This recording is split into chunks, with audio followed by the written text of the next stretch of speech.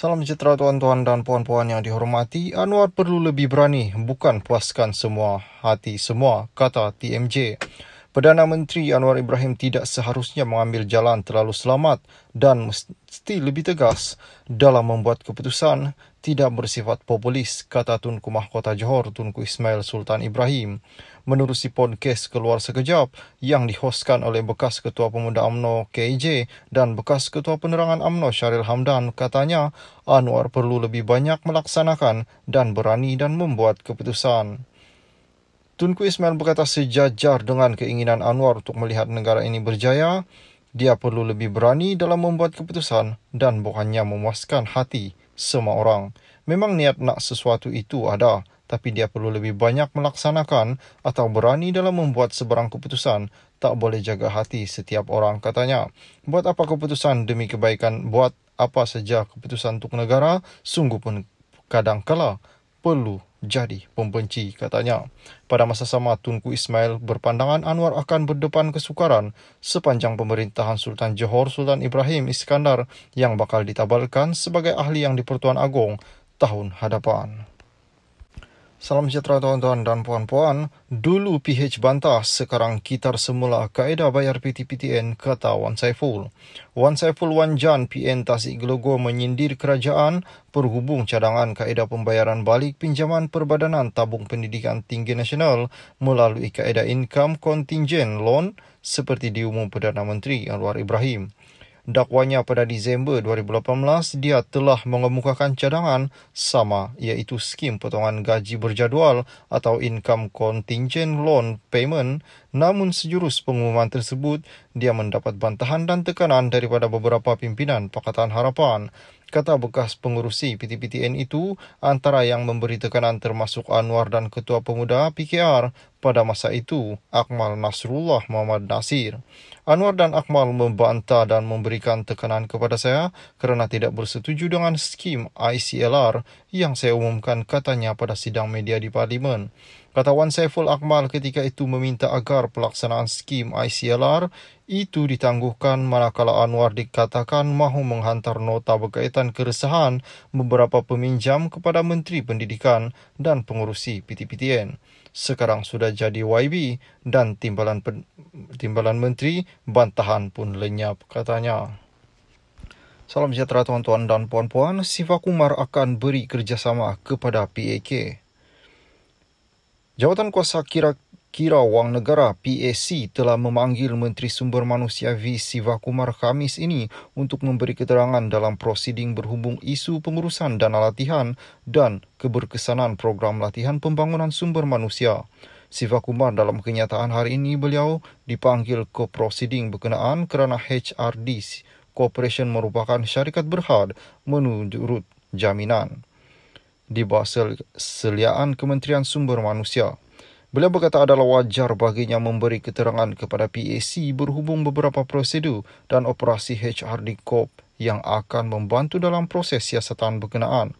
Bagi sesi prosiding ini, saya diminta untuk memberi penjelasan dan pencerahan mengenai pengurusan dana untuk tujuan latihan, katanya.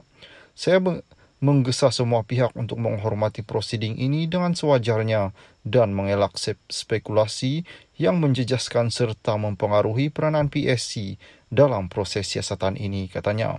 Siva Kumar menjelaskan PAC merupakan jawatan kuasa yang ditubuhkan bawah Parlimen dan beliau memahami peranan utama jawatan kuasa itu ialah memeriksa dan memantau tadbir urus kewangan. Beliau berkata semua prosiding yang diadakan adalah satu proses yang perlu dilalui oleh mana-mana kementerian. Salam sejahtera tuan-tuan dan puan-puan. Bersatu keluar surat tunjuk sebab pada MP Kuala Kangsar kerana sokong Perdana Menteri. Bersatu mengeluarkan surat tunjuk sebab kepada anggota Parlimen Kuala Kangsar Iskandar Zulkarnain Abdul Khalid kerana pendiriannya yang menyokong kepimpinan Anwar Ibrahim.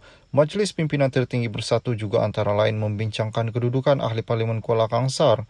Katanya, Lembaga Disiplin Parti telah pun mengantar surat tunjuk sebab kepada Iskandar Zulkarnain sebelum sebarang tindakan diambil atas beliau mengikut perlembagaan parti, kata Setiausaha Agung Hamzah Zainuddin.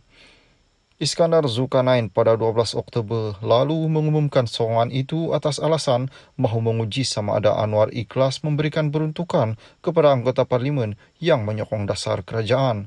Sehari selepas Hamzah mendakwa Iskandar Zulkarnain diugut oleh pegawai SPRM, tuduhan itu bagaimanapun dinafikan Badan Pencegahan Rasuah itu. Ketua Polis Negara Razarudin Hussain juga semalam berkata tiada laporan diterima berhubung dakwaan ugutan terhadap Iskandar Zulkarnain. Sejak pengumuman mengejutkan itu, Iskandar langsung tidak menghadiri sidang media parlimen termasuk ketika Anwar membentangkan belanjawan 2024 pada. Salam sejahtera tuan-tuan dan puan-puan yang dihormati dan dikasihi. Boikot APEC terlalu awal untuk kerajaan putuskan, kata Perdana Menteri. Anwar Ibrahim berkata masih terlalu awal untuk kerajaan Malaysia memutuskan keperluan memboikot Minggu Pimpinan Ekonomi Kerjasama Ekonomi ASEAN Pasifik di San Francisco, California, Amerika Syarikat pada November ini. Tunggu keadaan terlalu awal untuk kita putuskan, katanya ketika ditanya mengenai gesaan pemimpin PN yang mendesak kerajaan memboikot mesyuarat itu sebagai tanda protes Malaysia terhadap pendirian Amerika Syarikat sekiranya konflik di Gaza tidak dihentikan. Semalam ahli parlimen Macang Wan Ahmad Faisal Wan Ahmad Gamal berkata Malaysia perlu memboikot mesyuarat APEC itu tanda sokongan kepada Palestin dan pada masa yang sama menunjukkan bantahan keras terhadap Amerika Syarikat yang menyokong pembunuhan beramai-ramai dilakukan. Sebelum ini dilaporkan Perdana Menteri akan mengetuai delegasi Malaysia ke mesyuarat APEC tahun ini. Selain mesyuarat kepimpinan APEC, kepimpinan ASEAN kecuali pemimpin tentera Myanmar turut dijemput untuk menghadiri mesyuarat berasingan.